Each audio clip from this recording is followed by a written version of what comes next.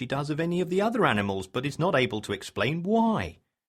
Her mind is disordered. Everything shows it. Sometimes she carries the fish in her arms half the night when it complains and wants to get to the water.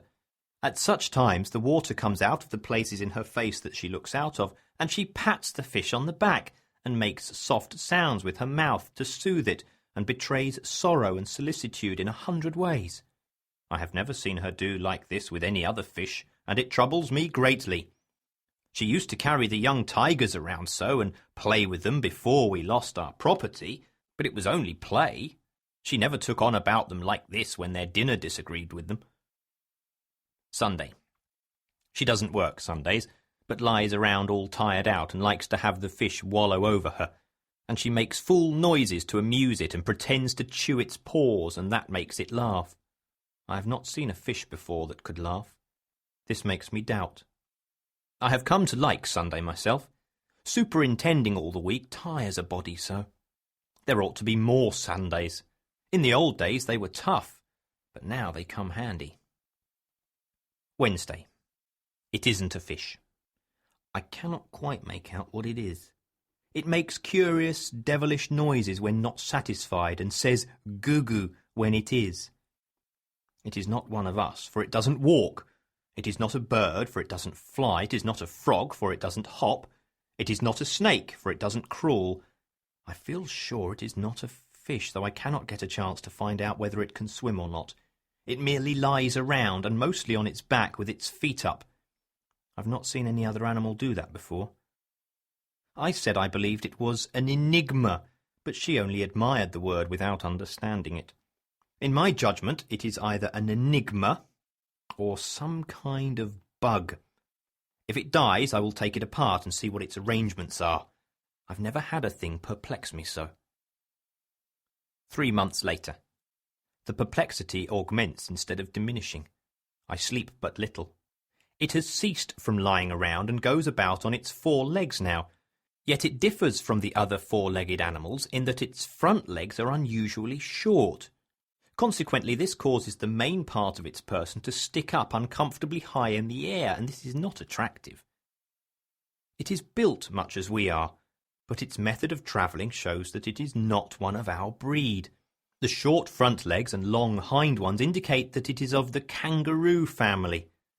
But it is a marked variation of the species, since the true kangaroo hops, whereas this one never does. Still, it is a curious and interesting variety, and has not been catalogued before. As I discovered it, I have felt justified in securing the credit of the discovery by attaching my name to it, and hence have called it Kangaroom adamiensis.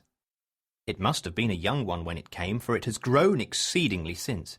It must be 5 times as big now as it was then, and when discontented it is able to make from 22 to 38 times the noise it made at first. Coercion does not modify this, but has the contrary effect. For this reason I discontinued the system. She reconciles it by persuasion and by giving it things which she had previously told me she wouldn't give it. As already observed, I was not at home when it first came, and she told me she found it in the woods. It seems odd that it should be the only one, yet it must be so, for I have worn myself out these many weeks trying to find another one to add to my collection, and for this one to play with, for surely then it would be quieter and we could tame it more easily. But I find none, nor any vestige of any, and strangest of all, no tracks. It has to live on the ground, it cannot help itself. Therefore, how does it get about without leaving a track? I have set a dozen traps, but they do no good. I catch all small animals except that one, animals that merely go into the trap out of curiosity, I think, to see what the milk is there for. They never drink it. 3 months later. The kangaroo still continues to grow, which is very strange and perplexing. I never knew one to be so long getting its growth. It has fur on its head now, not like kangaroo fur, but exactly like our hair, except that it is much finer and softer, and instead of being black is red. I am like to lose my mind over the capricious and harassing developments of this unclassifiable zoological freak. If I could catch another one, but that is hopeless. It is a new variety, and the only sample, this is plain. But I caught a true kangaroo and brought it in, thinking that this one, being lonesome, would rather have that for company than have no kin at all, or any animal it could feel a nearness to or get sympathy from in its forlorn condition here among strangers who do not know its ways or habits, or what to do to make it feel that it is among friends. But it was a mistake. It went into such fits at the sight of the kangaroo that I was convinced it had never seen one before. I pity the poor, noisy little animal, but there is nothing I can do to make it happy. If I could tame it, but that is out of the question. The more I try, the worse I seem to make it. It grieves me to the heart to see it in its little storms of sorrow and passion. I wanted to let it go, but she wouldn't hear of it. That seemed cruel and not like her. And yet she may be right. It might be lonelier than ever, for since I cannot find another one, how could it? 5 months later. It is not a kangaroo. No, for it supports itself by holding to her finger, and thus goes a few steps on its hind legs and then falls down. It is probably some kind of a bear, and yet it has no tail as yet, and no fur except on its head. It still keeps on growing. That is a curious circumstance, for bears get their growth earlier than this. Bears are dangerous since our catastrophe, and I shall not be satisfied to have this one prowling about the place much longer without a muzzle on. I have offered to get her a kangaroo if she would let this one go, but it did no good. She is determined to run us into all sorts of foolish risks, I think. She was not like this before she lost her mind. A fortnight later. I examined its mouth. There is no danger yet. It has only one tooth. It has no tail yet. It makes more noise now than it ever did before, and mainly at night. I have moved out, but I shall go over mornings to breakfast and see if it has more teeth. If it gets a mouthful of teeth, it will be time for it to go, tail or no tail, for a bear does not need a tail in order to be dangerous. 4 months later. I have been off hunting and fishing a month up in the region that she calls Buffalo. I don't know why, unless it is because there are not any buffaloes there. Meantime, the bear has learned to paddle around by itself on its hind legs, and says Papa and Mama. It is certainly a new species. This resemblance to words may be purely accidental, of course, and may have no purpose or meaning, but even in that case it is still extraordinary, and is a thing which no other bear can do. This imitation of speech, taken together with general absence of fur and entire absence of tail, sufficiently indicates that this is a new kind of bear. The further study of it will be exceedingly interesting. Meantime, I will go off on a far expedition among the forests of the north and make an exhaustive search. There must certainly be another one somewhere, and this one will be less dangerous when it has company of its own species. I will go straight away, but I will muzzle this one first. 3 months later. It has been a weary, weary hunt, yet I have had no success. In the meantime, without stirring from the home estate, she has caught another one. I never saw such luck. I might have hunted these woods 100 years. I would never have run across that thing. Next day. I have been comparing the new one with the old one, and it is perfectly plain that they are the same breed. I was going to stuff one of them for my collection, but she is prejudiced against it for some reason or other, so I have relinquished the idea, though I think it is a mistake. It would be an irreparable loss to science if they should get away. The old one is tamer than it was and can laugh and talk like the parrot, having learned this, no doubt, from being with the parrot so much and having the imitative faculty in a highly developed degree. I shall be astonished if it turns out to be a new kind of parrot, and yet I ought not to be astonished, for it has already been everything else it could think of since those first days when it was a fish.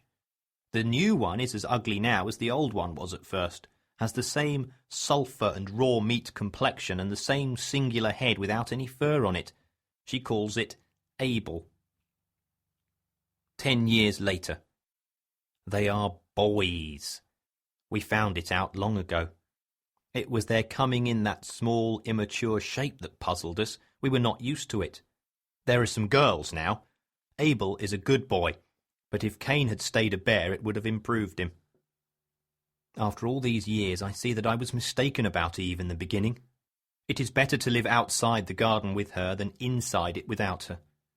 At first I thought she talked too much, but now I should be sorry to have that voice fall silent and pass out of my life. Blessed be the chestnut that brought us near together and taught me to know the goodness of her heart and the sweetness of her spirit. Eve's Diary, translated from the original. Saturday. I am almost a whole day old now.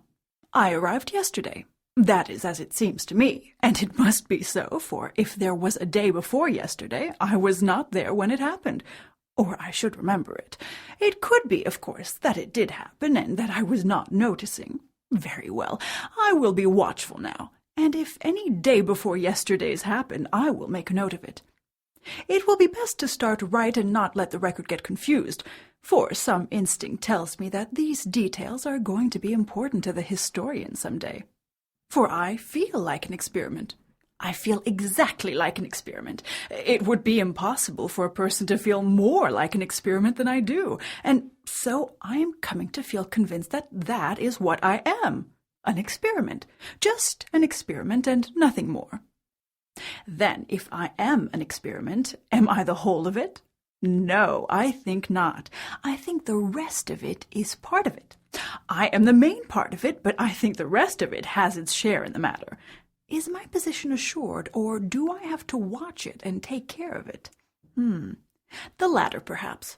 Some instinct tells me that eternal vigilance is the price of supremacy. That is a good phrase, I think, for one so young. Everything looks better today than it did yesterday. In the rush of finishing up yesterday, the mountains were left in a ragged condition, and some of the plains were so cluttered with rubbish and remnants that the aspects were quite distressing. Noble and beautiful works of art should not be subjected to haste, and this majestic new world is indeed a most noble and beautiful work, and certainly marvelously near to being perfect, notwithstanding the shortness of the time. There are too many stars in some places, and not enough in others, but that can be remedied presently, no doubt. The moon got loose last night, and slid down, and fell out of the scheme, a very great loss. It breaks my heart to think of it. There isn't another thing among the ornaments and decorations that is comparable to it for beauty and finish. It should have been fastened better, if we can only get it back again. But of course there is no telling where it went, and besides, whoever gets it will hide it. I know, because I would do it myself. I believe I can be honest in all other matters, but I already begin to realize that the core and center of my nature is love of the beautiful, a passion for the beautiful, and that it would not be safe to trust me with a moon that belonged to another person, and that person didn't know I had it. I could give up a moon that I found in the daytime, because I should be afraid someone was looking, but if I found it in the dark, I am sure I should find some kind of an excuse for not saying anything about it. For I do love moons. They are so pretty and so romantic. I wish we had 5 or 6. I would never go to bed. I should never get tired lying on the moss bank and looking up at them. Oh, stars are good too.